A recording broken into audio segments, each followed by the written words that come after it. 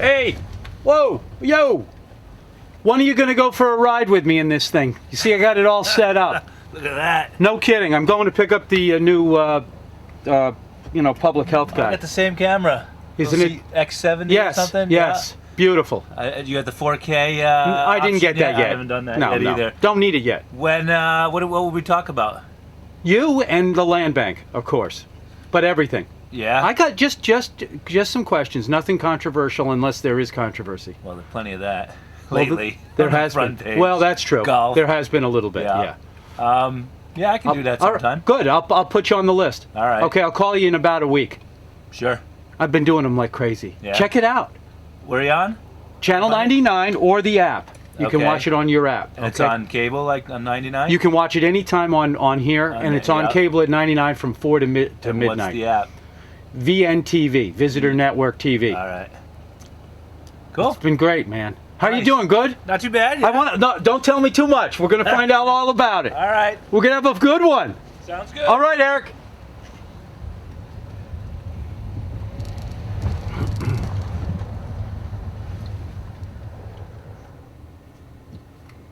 Jody, how are you doing? Good, how are you? You like this weather? Yes, nice. Oh, there he is. I think I'll sleep on a park bench tonight just for the fun of it. Are you kidding? Yeah, hell no. You're serious? Absolutely. See, you're stuck in you're adventurous, Jody. Yeah, that's it. I'm a regular wild man. All right, well, you be careful out there. How are you doing? How are you? Nope. Come on in. Seem to be locked out. Okay, sorry, All buddy. right, interview's over. Look how sharply dressed you are. You know what? try. I am impressed. Thank you. You bring a little class to this island, by the way, since you've been here. Thank you. I appreciate Yeah, I that. noticed that at the selectmen's meetings. I try. Where does that just come will. from? Where does your where did your parents teach you how to do this? Is this Always. My great grandfather was a jeweler. Oh. And he worked in the mines in Costa Rica, mined his own gold, mined his own jewels, and then made jewels. Is that right? Yes. So I actually have I have one of his rings, two of his rings actually, and my father, he's always been really big in business, and every day I would see him. He would leave for work in suit, tie, and it was just one of those. I want to do that. I want to be that. You wanted to, yeah. My dad always looked good, and exactly. Okay, well, that's really cool, man. So, are you from Costa Rica? My family is. I was actually born in Florida. My mother was 6 months pregnant when my family moved over. But you have an accent. Oh, okay. I think you do have a Costa Rican. Maybe is that a Costa Rican accent? Yes, Costa Rican. Okay. I'm glad to hear it. Actually. No, definitely. I hear it. Okay, so what's your position with the town? So I'm the director of public health. Okay. I took over for Richard Ray in August 3rd. All right. And were you a health inspector before this? Yes, I actually started my career in public health in, I want to say May of 2010. I started actually as an intern in the city of Everett. And then from there, when that's a good sized city too. It was a good sized city. A lot of urban health problems that a lot of people don't really understand. Opioid addiction, things like that. Right. It's been really hard. Heavy, right? That's a heavy area. Yes, it's tough. And I started actually as an inspector and an intern there. And then when the director left in March of 2011, the mayor comes downstairs and he's just kind of like, "You're finishing your master's in public health?" "Yes." "You're acting director till further notice." So I became the director of public health at the age of 24 in Everett. And I was there for 2.5 years. And then I moved over to the town of Framingham, and I was the director there. I was the assistant director and then the interim director until I moved here in August. Now, why would you go from big towns like that, cities, those are cities, to a small town like this? So, to be absolutely honest, it was time for my wife and I we just wanted to get out of Boston. We were just, after 6 years there, it was time for us to think, we want something new scenery. We're both from relatively small towns, so it worked out well. So your wife is here with you? Yes. Does she work? Yes, she's actually at the development office with the Athenaeum. Oh, fantastic. So, Oh, she loves it there. all right, let's talk about what a health inspector does. All right. All right, you tell me. I could tell the audience, but I think it's Ooh. better it comes from your mouth. All right. So the question is, where do we start? Yeah, right.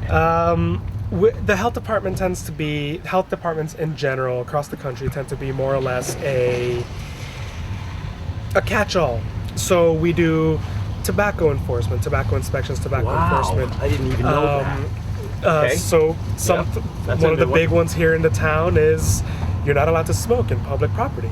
That's a big one. That includes the beaches. You're not supposed to be smoking on the beaches. And you seem like a serious guy. Yeah. You're gonna take that seriously. Oh, aren't you? absolutely. Oh, I Okay. take that very seriously. Yeah. And then there is the food inspections, which most people attribute health inspectors with food inspections. We Yes. inspect the house. The kitchens, the back end, the front end. We do plan reviews for when kitchens are about to be built, to make sure that everything's up to code, being built correctly, with proper engineered plans. And then we also do housing inspections when people complain about housing issues around the house. So, for example, the big one on island here is overcrowding. We have a big overcrowding issue on the island. But it's always been overlooked. It's always been overlooked. Unfortunately, it's one of those things that we can't necessarily catch until somebody complains about it, whether it's a neighbor or a tenant there, because we can't just walk into someone's house without a warrant. Same rules apply Right. to us as they Okay. apply to the police. Well, what would you do? I mean, what could you do anyway? So Take us through a scenario. perfect scenario happened this past summer, right as I was starting. We received a phone call from somebody saying there are 14 people living in our house. We asked them if we can go ahead and schedule an inspection, and they had to let us in. So they have to let us in. The occupant has to let us into the house. We went in. There were bunk beds in each bedroom. They were sharing bathrooms. There was about 4 or 5 people per bathroom. We were in the basement where there were 4 or 5 people in one bedroom. And immediately at that point, we have to declare it what we call in the housing code unfit for human habitation. So it's not that the house structurally is condemned, it's that the use of the house right now does not fit the housing code of the state of Massachusetts. So as a result, we give them a certain time frame to find other housing. It is the landlord's responsibility to provide safe and secure housing for their tenants. So most of the time, the onus falls on the landlord to help them get other housing. Okay. On occasion, when we do an emergency condemnation... Was the landlord there? Yes. So the landlord was Oh, the landlord knew. Obviously he was charging them Yep. probably $400. Who knows how much Yeah, they were we don't charging. know how much they're charging. But it's big. Oh, yes. I mean, I know it's there, and we all know it's there. We all know it's there. So it's... But we then what do find- you see? The dilemma is that these people they're working. Exactly. I mean, they're the backbone of the service industry on this absolutely. island. Absolutely. So until we build more apartments or whatever we're going to do, Oh, yeah. It's a you huge must thing. you have to take that very. We take that very seriously. It's a tough situation. Everything from general safety issues like a fire. If a fire were to happen there, we don't know how many people are living in some of these houses. Right. We see 4 bedrooms. At the maximum, it's supposed to be 8 people in the house. But sometimes they have 18 people in the house, and the fire department doesn't know how many people are there. Okay. Things like that. Overcrowding is a very dangerous issue. And recently, about a year or 2 ago now in Quincy, a landlord was actually sentenced to 10 years in prison because they allowed 10 people to live in a 2-bedroom house. The house went up in flames and people died. Oh gosh. And people died. The landlord went to jail for negligence. They knew what was happening. Yeah. It's really easy as a landlord to overlook that, to say, "Oh no, it'll be fine." No, it's not fine. A lot of people are going to hear this and see you and go, "Are you going to be? What kind of a health inspector are you going to be?" If we were to compare you to Richard Ray, No, that's I mean, he's been around forever, Yes. and he had a routine, absolutely. and so you're going to have a routine at some point. Everyone has their routine, their own Would you style. say you're more by the book?